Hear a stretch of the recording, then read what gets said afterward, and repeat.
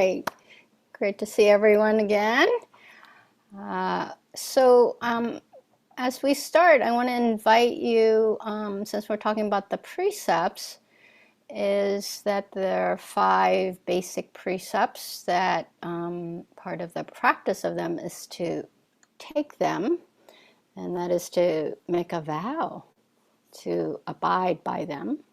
So let's start out. You're invited. The classic way is to put your hand in gasho. So you're invited to try that on if that works for you. And then I'm going to say it in a way, and if it doesn't quite work for you, just tweak it in a way that, and we're going to say more about it. There's a reason why I'm doing it right at the beginning. So try it on how it feels for you, the intention behind it, right? So I'll just say, and then you can repeat it to yourself, right? Okay, all right, here we go. To practice not killing, I will promote safety. To practice not stealing, I will promote sharing. To practice not misusing sexuality, I will practice healthy sexuality.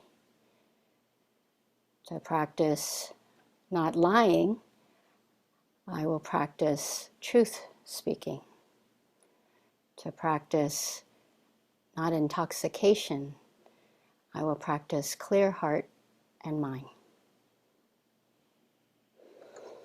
All right, just if it's useful to close your eyes or whatever, just see how does that land? And perhaps you already experienced that as we were saying them. I saw some movement of people. So just see how it lands as I tell you this story, and feel free to, come back or whatever works for you as I'm connecting as I'm speaking. In the West, mostly we have a sense of practice as meditation. And yet for most of the Buddhist world, it's actually the precepts. And when I did the 2 months many years ago at Spirit Rock, because we're in silence, at the end we started to speak to each other, and one of the way that they, to transition us back to being able to speak. And there was one in which we got to talk with each other, and the thing that came up was people wanted to hear about people who had monastic or long-term practice experience. And so this young man talked about how when he practiced with the Thai forest tradition, a Thai monk came up to him. He was a white Westerner, and a Thai monk came up to him, and they'd been practicing together. And the Thai monk said, "Gosh, it seems to me that you Westerners have a really hard time with meditation. Is this true?" And the guy said, "Yeah." I said, "Yeah, that's my experience and many people's experience, I know." And so that Thai monk says, "I know why. Would you like to know why?" And so, of course, he was like, yes, tell me. And he said, "Well, it's like this, right? So if you are going to make a chair, say, and remember, it's a Thai forest monk. So he said, if you're going to make a chair, first you go into the forest and you look at the forest and you say, oh, what kind of tree would make a good chair, like a hardwood, right? A tree that has hardwood. So first you have to pick out the tree, then you would have to cut it down, then you have to plane pieces, then you cut into the shapes that make a chair, legs and seat and back, then you put it together, nail it or joints or whatever, and then the last step to make a chair is to take sandpaper to smooth it all out. Right? And meditation is like the sandpaper. So for you Westerners, what you do is you take a piece of sandpaper, you go into the forest, you go up to a tree, and you start to sand to make a chair. So no wonder it's so hard, Hmm.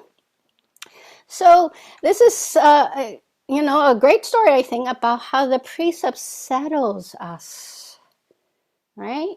So that it's much easier to do mind training, the craft of meditation.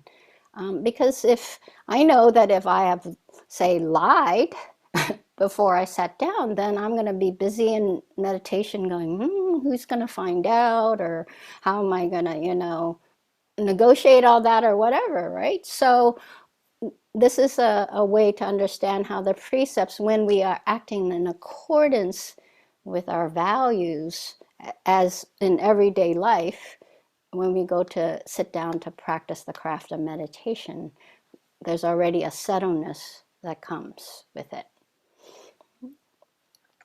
That's my story to start us off. I don't think I've heard you tell that story before, so I'm over here laughing.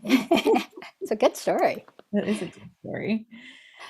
So thanks for starting us off with sandpapering our forest. And perhaps there's some other steps as part of the practice, which is part of the teaching that we offer. So just kind of positioning, not just in the story form, but in the list form that we also get from Buddhist practice, like where do the precepts fit into that? So we often talk in Buddhist practice about the Four Noble Truths. We're here to learn both about our experience of suffering, what causes it, how might we actually be liberated from it, and what are the steps that we could take for that liberation. That there's like 8 clear parts of the path. Sandpapering is one part. But it's not the only part. There's 7 other parts to the practice. We're not going to get into all those parts tonight, but one part is a part that we often call wise action. Like, how do we actually show up in the world in our day-to-day choices about our behaviors? And that's what we often talk about when we talk about the precepts.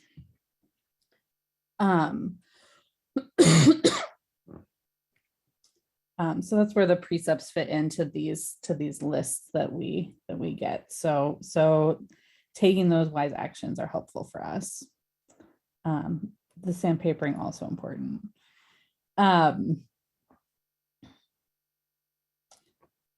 Reverend Leanne and I are gonna share a little bit about each of these 5 precepts. You kind of got the list of not killing, not stealing, not harming through sexuality, not lying or using speech wisely, and not misusing intoxicants. So you'll get a little bit more of that. And as I shared at the top and through some of the meditation practice, really thinking about how precepts have helped contribute to our sense of belonging in ourselves and in our community. Both like what's easy, what's the challenge for us. And Reverend Lan and I like to think a lot about our social location, how this might influence precept practice and our sense of belonging. So you'll get some of that from us tonight.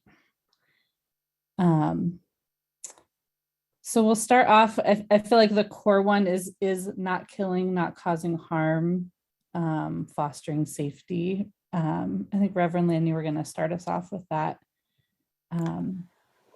If you would like to. Sure, thank you. So let me also say that in the Eightfold Path, right, our values, so the Four Noble Truths are kind of our values and understanding how we are motivated by the quality of our thinking. And then that takes us into the interactive or the ethical conduct third, which is skillful speech, skillful action, and skillful living. And then the meditative qualities are skillful effort, skillful mindfulness, and skillful concentration. So this is the part in which we're interacting. That is why the not is, the story goes that, the Buddha, attained enlightenment, taught to the first 5 people that he practiced with before he attained enlightenment. And then as the teaching spread, more and more people came. And then, as is true, when people start to live together, there start to be friction. And so that's how the precepts were then started. And that's why the not is often how we hear it, right?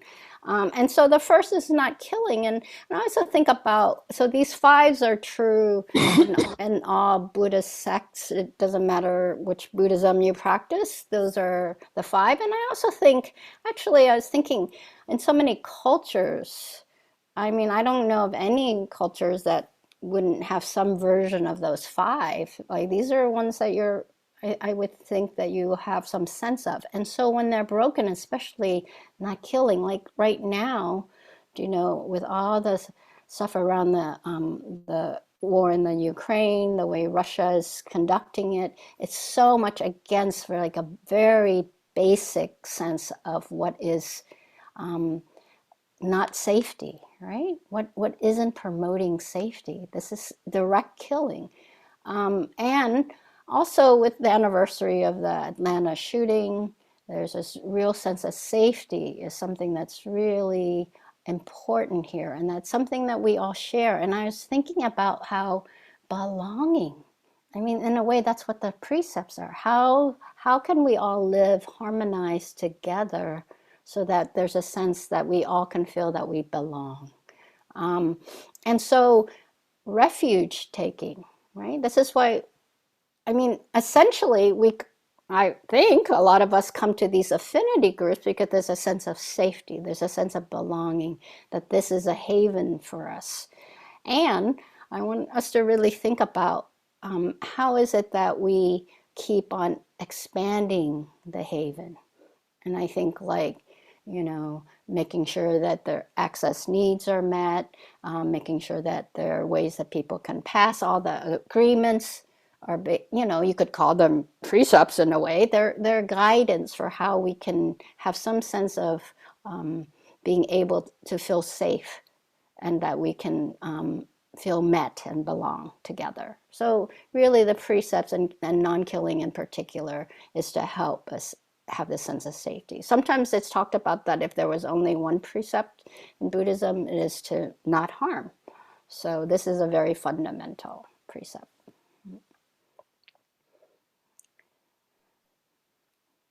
Don? Yeah, I would just add that just how much for me with being hitting the 2nd year anniversary of COVID impacting our lives in such a significant way. I feel like for me, every decision I still make around how am I leaving my house? Am I traveling to visit family and friends? Still feels like a key decision around safety for myself and people close to me, especially living with an immunocompromised person. And so just really feeling how much of those decisions around safety and not causing harm have become just so much more tangible with this experience of a pandemic.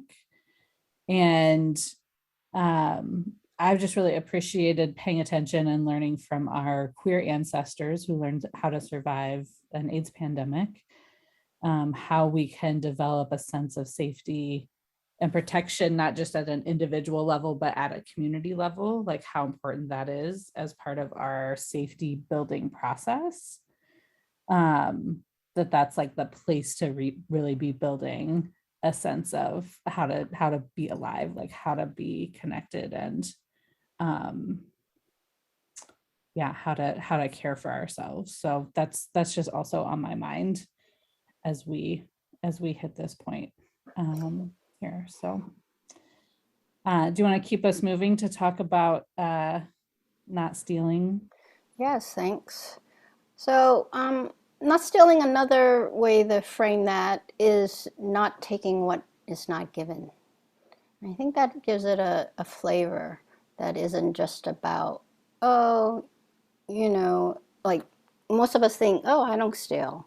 Taking something that's not mine, right? Most of us, that seems easy. And I think if we put in that, like, that's not freely given, it really gives that sense that it's about sharing, right? That we're activating a sense of sharing and freely receiving, I think, because sometimes I think that can be hard.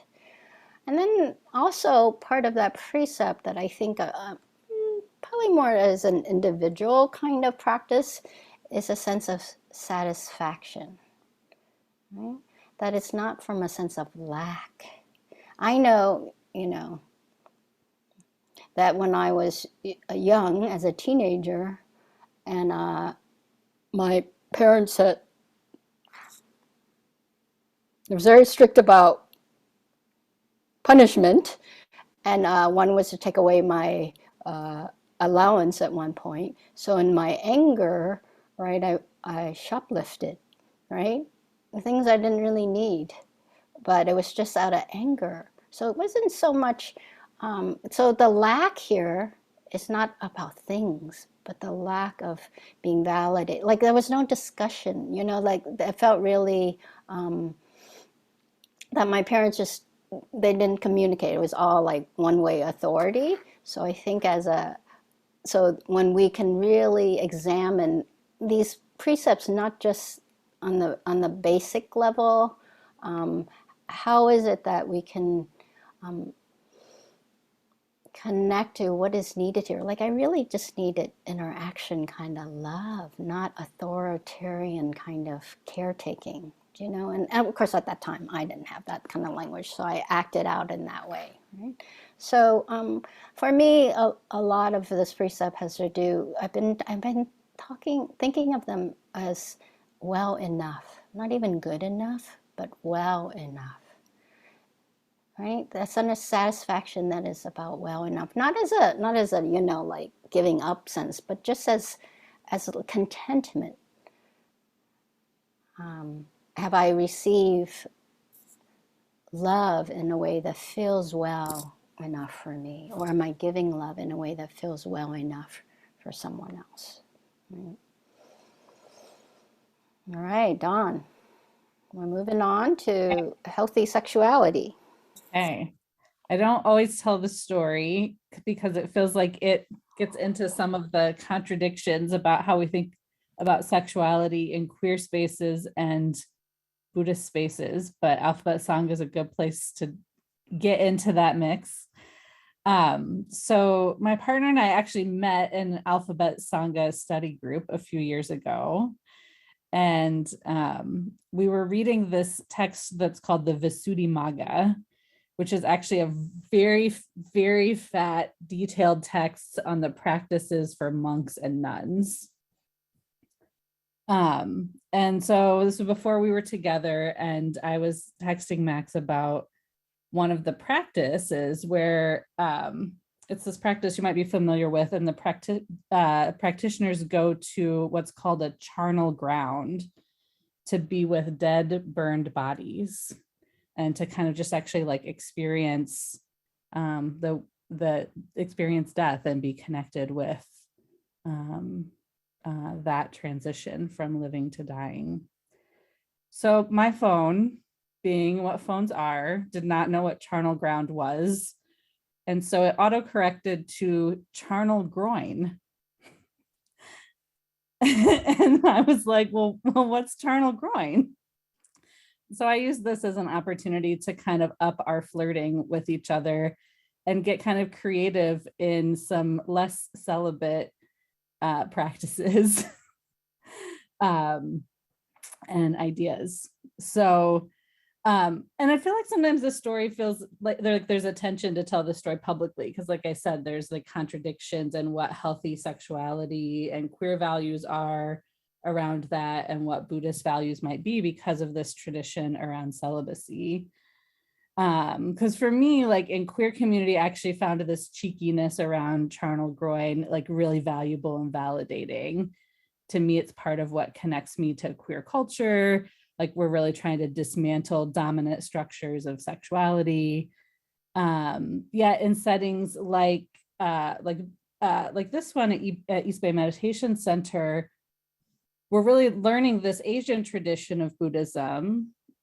And we don't always talk about how we're learning it amidst what's sometimes an unspoken overlay of white Christian Puritan values, that's like part of what what gets taught, like held down as what is for me is like the problem with celibacy. So it kind of gets confusing as queer folks, like what it is I'm pushing against and what it is that I'm resisting. Am I resisting this Asian Buddhist tradition? Am I resisting Christian hegemony? Like what am I pushing against, especially as a white person, as a white queer?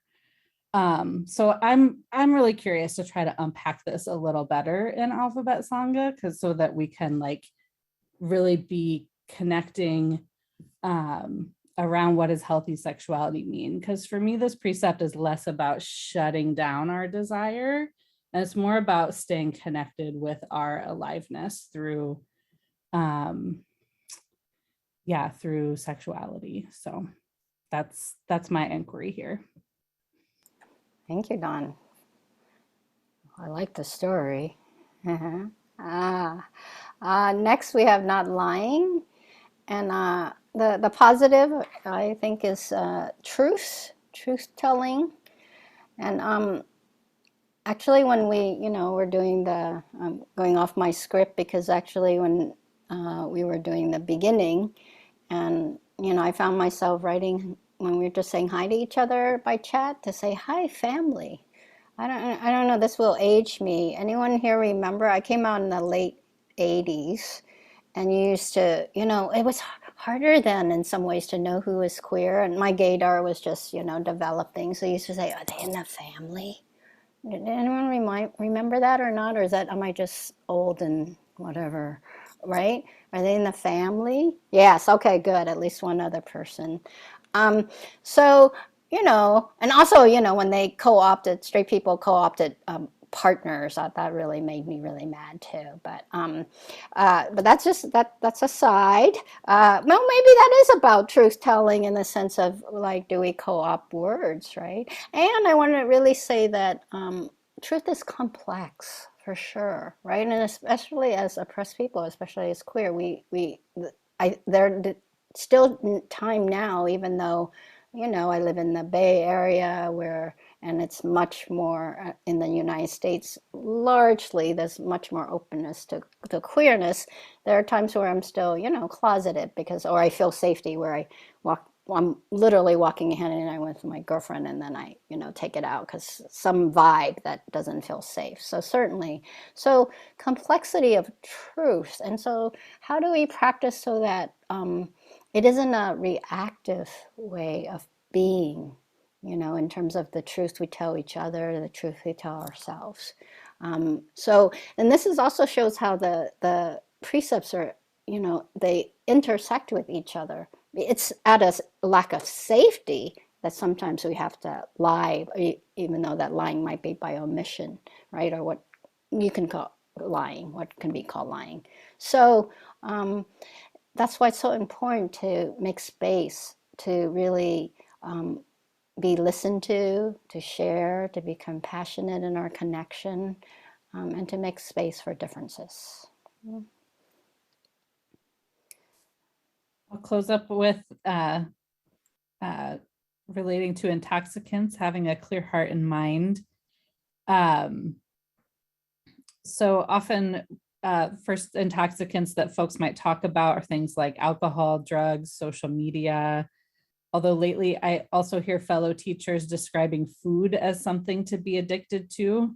The top three that folks like to talk about are ice cream, cookies, and chocolate, which I find this to be a challenge personally, because I think food is actually necessary for nourishment and survival. And so for me, it's like a good reminder that anytime we're exploring relationship with intoxicants, it's not actually the external object that's at fault or a problem or something to be shamed. The question is, how is your heart and mind relating to it? So are you connecting to it with a sense of aliveness and pleasure and connection? Or is it like a sense of like disconnection, dissociation, separation? For me, that's the opportunity always in this question of intoxicants. Is like less about shame and more about that opportunity to connect with the world with aliveness.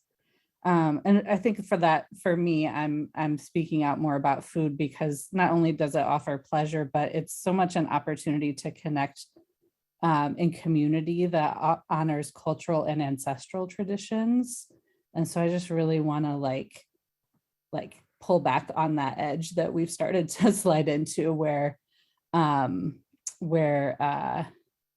that becomes like more of a problem and could actually be like something where we have an opportunity to connect again with clear heart and mind. So just offering that as a brief teaching